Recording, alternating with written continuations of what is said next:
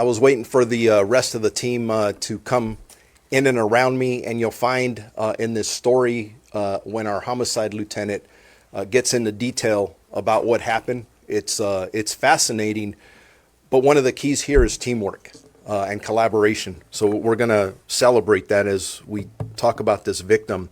So I really do appreciate all of you taking the time to be here today, and hopefully you'll see that for us, we believe we're bringing a sense of long overdue justice and closure to the victim and her family. This case does underscore three primary things for me as I looked at this. The power of modern forensic science. Two, the amazing, relentless work by our dedicated Los Angeles County Sheriff's Department Homicide Bureau detectives, which I keep on saying are the best in the country at what they do. And then the collaboration and partnership between agencies. And I'll list them all here in a second. And it's pretty amazing.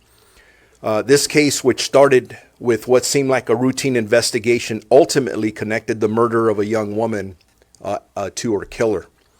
I do want to thank the South Pasadena Police Department, and their chief and representatives are here with us today for entrusting us with this case as we do handle the homicide cases or murder cases in their city back in 1986. I also want to thank our Homicide Bureau detectives, our criminalist from our crime lab, and the medical examiner's office who brought this to our detectives' attention.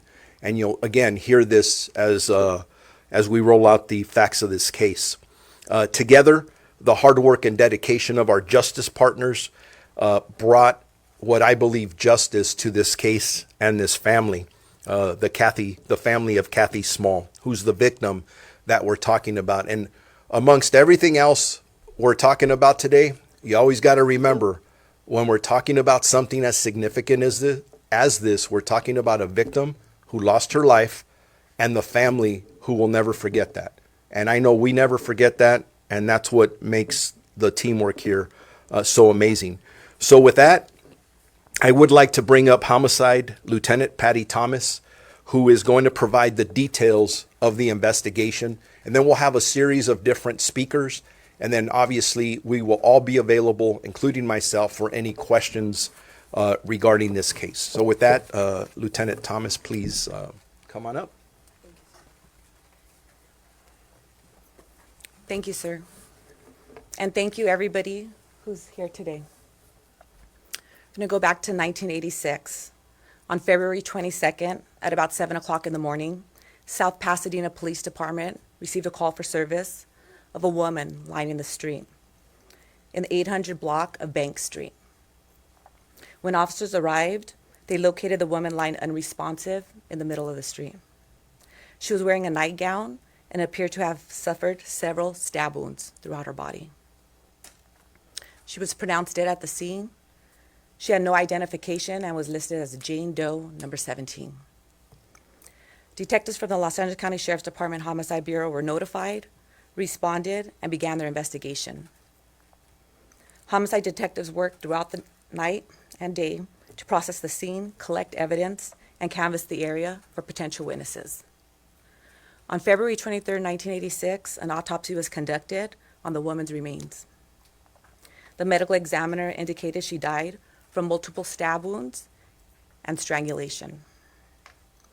On February 25, 1986, detectives received a call from a resident in the Lake Elsinore area.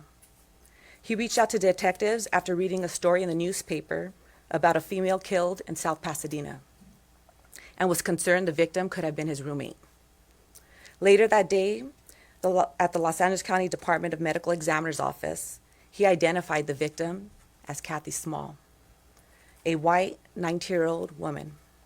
He told detectives she was a prostitute in the Lake Elsinore area and lived at his house for a few months. Her pictures are displayed to my left on the board. On February 21st, 1986, the night before Kathy Smalls was found, she left their house approximately 10 p.m. wearing a nightgown. She told him that a man named Bill was picking her up and giving her $50 to drive with him to Los Angeles. He never saw or heard from her again. Throughout the years, Numerous leads were followed up by detectives, but the case remained unsolved. In 2019, October 11th, Detective Aguilera was contacted by coroner investigator Brenda Schaefer. Aguilera and Schaefer are both present today. She was on a scene in the 800 block of Bank Street in South Pasadena of a natural death. A 63-year-old man was found dead on his living room couch. He lived alone and had no children. The coroner investigator observed several disturbing items in the house. Numerous photos of women who appeared to have been assaulted and held against their will, possibly by the decedent. There was also a newspaper article located in his bedroom stating slaying victim named. The article went on to say that a woman found stabbed to death in South Pasadena was identified as Kathy Small from Lake Elsinore. Homicide detectives Louis Aguilera and Maria Maciel obtained the 1986 case file in which Kathy Small was listed as the victim. They discovered the case remained unsolved and the location of the murder was directly across the street from the decedent. On October 17, 2019, detectives obtained a search warrant for the decedent's residence, believing the search of the residence would yield evidence related to the murder of Kathy Small. Numerous items of evidence were recovered from the residence, and DNA tests were conducted on several of the items by criminalists from our crime lab. However, investigators learned the decedent's DNA did not match the DNA found on victim Small, and he was not linked to any crimes. Homicide detectives recovered all evidence held from the 1986 murder and transported it to the Sheriff's Crime Lab for DNA analysis. They discovered that none of the items of evidence, including the sexual assault kit and victim's clothing, were ever tested for DNA. On August 19, 2020, detectives were notified by criminalist Leslie Thompson that the tests conducted on the sexual assault kit and DNA taken from the victim's clothing revealed the presence of 2 male donors. One of the donors was identified as William Lester Suff, at this time a white 70-year-old man, and the other an unknown male. Bill Suff was a convicted serial killer, also known as the Riverside Prostitute Killer or the Lake Elsinore Killer. On January 9, 1992, he was arrested during a routine traffic stop and charged with the murders. On July 19, 1995, he was found guilty and sentenced to death for 12 homicides, which occurred in the Riverside County from 1989 to 1991. His picture, then and now, is located on display to my left. Suff was also convicted in 1974 for the murder of his 2-month-old daughter, which occurred in Tarrant County, Texas. He was sentenced to 70 years for the murder, but was paroled to California in 1984. On May 11, 2022, homicide investigators transported suspect Suff from San Quentin Prison to Los Angeles County Sheriff's Department Men's Central Jail. Detectives interviewed him for 2 days, over 7 hours. He confessed and discussed in detail the murder of Kathy Small. He also discussed and admitted to some of the previous murders in Riverside County. In summary, he stated, in 1986, he was living in the Riverside County and working in Lake Elsinore at a computer repair shop. On the day of the murder, Kathy Small went into the repair shop. She gave him her phone number to the house she was living in, and he called her later that day and asked her to go with him to go pick his boss up in Pasadena. He picked her up approximately 10 p.m., and they drove to Pasadena. When they arrived at the end of the cul-de-sac on Bank Street, they got into an argument. He became enraged because she knocked his glasses off his face. He retrieved a knife he kept in the vehicle and stabbed her multiple times. in the chest as she sat in the front passenger seat. He pushed her out of the car and onto the street and drove away. Investigators showed Seth some crime scene photos taken the day she was found, and he indicated that the way she was found was the way he left her. This case was presented to the Los Angeles District Attorney's Office, Major Crimes Division, for declination purposes only, due to Seth's prior convictions and pending death sentence. Kathy Smalls was a 19-year-old woman.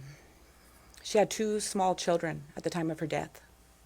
She also had a younger sister, Deanna Larson. She lives out of state and wasn't able to be here today, but she provided a letter that I would like to read on her behalf. My sister, Kathy Small, was not a statistic. She was a protective big sister, a loving mother, and a good daughter. Kathy was funny, smart, and caring. She had a big heart and would do anything for anyone. She taught me how to swim, how to ride a bike, and how to play card games. Whenever I stayed with my big sister, she took me to church. Kathy was talented, but her life was cut short before she could even begin to make her own dreams come true. Kathy was seeking sobriety when I last saw her. Even though I was only 10 at the time, I knew my sister was working hard to put her life back in the right tracks. At the time of her death, she was no longer taking drugs, but before she could take another step forward, her life was ended. I'm forever indebted to Detective Louis Aguilera and the Los Angeles County Sheriff's Department for making sure the memory of my sister, Kathy Small, stayed alive despite her senseless murder more than 35 years ago in February 1986. The man who murdered my sister also destroyed me, my family, and the families of others. I don't know why Kathy chose to go with Bill Self on the night of her death. I have spent almost my entire life trying to find out who murdered my sweet sister. I think of her every day.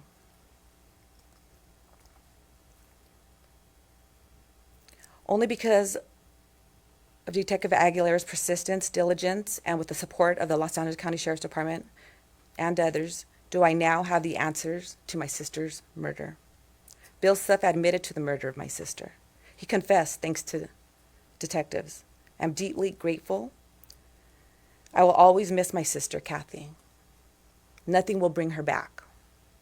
Bill Self is where he's supposed to be, and he can no longer hurt anyone. Thank you for remembering my sister, Kathy. Thank you. I'd like to bring up South Pasadena Police Department, Chief Brian Solinsky.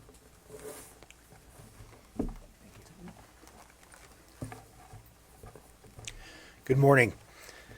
First, I'd like to extend my deepest gratitude to Sheriff Luna and the men and women of the Los Angeles County Sheriff's Department, but especially to the dedicated investigators and analysts in the Homicide Bureau, both those who were involved in the initial investigation and those who have continued to work on this case over the years. They are truly among the best, and I'd especially like to recognize Detective Aguilera and Maciel. Their dedication and professionalism is above and beyond. This case underscores the partnership and unwavering commitment of the Los Angeles County law enforcement agencies.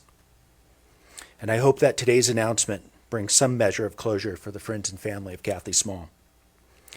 And to all the victims of crimes, please know that we will never give up, no matter how long. And to those who commit crimes, be assured we will catch you and justice will be served. And I'd like to introduce Supervisor Catherine Barger. Thank you, Chief. Well, it's been almost 40 years since the death of 19-year-old Kathy Small. I want to share with you what I know about Kathy. As you heard, she was a mother of 2 young children. She was also a daughter and a sister. Kathy had a family who cared about her deeply. It is horrifying that her life was taken away so violently and in such a tragic way. Today, we stand before you to announce that justice will be served for Kathy and her family. Although almost 4 decades have passed, law enforcement never gave up on this case. And Sheriff Luna, I agree with you. We have the best homicide bureau in the nation. This is proof that our justice system is tenacious and perseveres. I appreciate the diligent work of everyone involved, including the South Pasadena Police Department and the Sheriff's Homicide Bureau and its crime lab. I also want to commend the Los Angeles County Medical Examiner for their effort in bringing closure to the family of Kathy Small. This is a moment, and it is truly a testament to the expertise we have in our county, and as you said, Sheriff Luna, the power of collaboration. Thank you. I'd now like to introduce Los Angeles County Chief Medical Examiner, Dr. Ode Ukpo.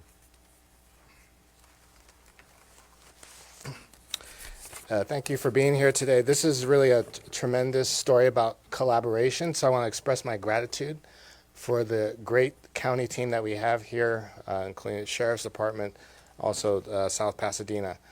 The Medical Examiner Office, initially this case was a investigation into a natural death. But over time, it slowly started to unlock this mystery of a homicide that took place in 1986. This is a real testament to the expertise that our investigators bring with them, their experience that spans all jurisdictions, and they collectively bring this together to share that important information, to bring together a team to fully investigate this death that happened in 1986. And so we are very grateful for this continued collaboration to produce such important work.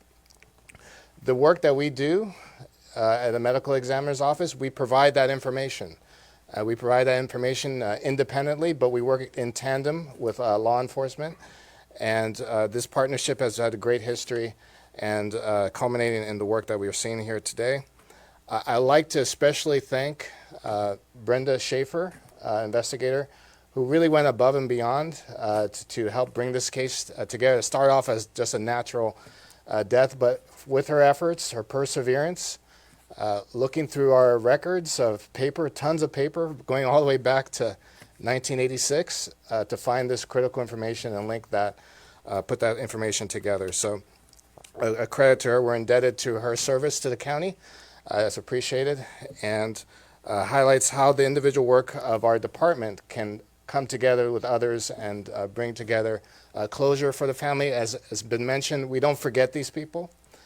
This happened in 1986. I was very young when this happened, and here we are today, bringing forth these important answers to these questions and justice for the family and also for the community. So thank you. I think we'll move on now to open for any questions from the media. Sheriff, open question. Or maybe Lieutenant, the apartment that you went to, or the home that you went to, where you found the man that was dead, was there ever a connection then between that person and stuff? We have the investigator here who would be willing to answer questions. Investigator Louis Aguilar. Yeah, we didn't form any connection between Bill Suff and the decedent.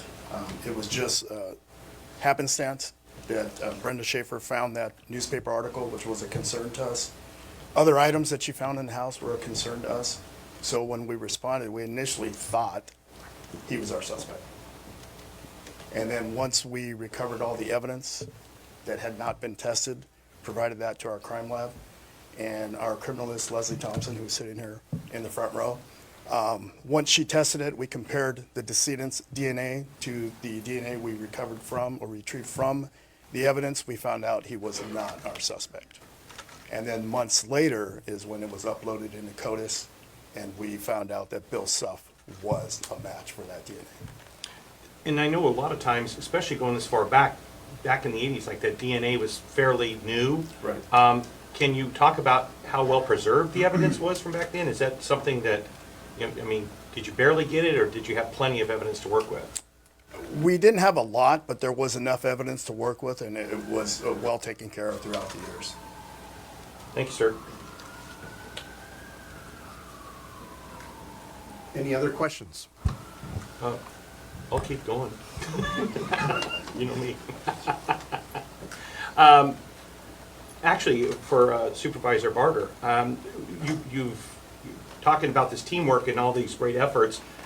Might this be one of those catalysts to help get more funding for the cold case unit or get more funding for Homicide Bureau? Because I know cold cases, DNA technology is so modern now that more of these cases are getting solved, but it still takes manpower. I never say no to law enforcement when it comes to hunting. Yeah, Supervisor Barger's been incredibly supportive in that regards, but because I have all of you here, currently in the Sheriff's Department, we have a staffing crisis. And we're short well over 1,300 deputies. So when you start breaking that down to a lot of our specialized units, there is no unit within the Sheriff's Department that doesn't need more people. That we can do so much better with, whether it's cold cases, whether we're talking about MET units, host teams, I could go on and on. We're working, our recruiting is improving, up 65%. So this is my way of saying if you've ever wanted to be a deputy sheriff for the Los Angeles County Sheriff's Department, right now is the perfect time. We're hiring, we're looking for good people, and we're hiring good people. So we'll continue to work towards that. And as time goes on, I have the confidence that we will be able to fill a lot of these units. Going back to the question and why I stepped in front of the supervisor is over the last 2 years, they've authorized us to hire between 8 and 10 classes. And we are recruiting, we are hiring, we're very much focused on retention. I've said this publicly and I'll say it again. I want our deputy sheriffs to be some of the best paid in the country. That's the way you retain great employees. So we're working with our labor organizations, talking to everyone who will listen, trying to meet those goals. So yeah, at the end of the day, if we have more people, you can do more incredible work, just like the one that's been described today. And we look forward to doing that. And this is also a great way of looking at the cameras as you report this. There are other cold cases out there. This is one of many. So if you have any information regarding anything that you may have seen or heard of, even if it involves a murder from years ago, contact our Sheriff's Bureau, our Sheriff's Homicide Bureau. As you see, we start working with our partners out here, and we do some amazing work. So putting that out there as well. What's your solve rate right now?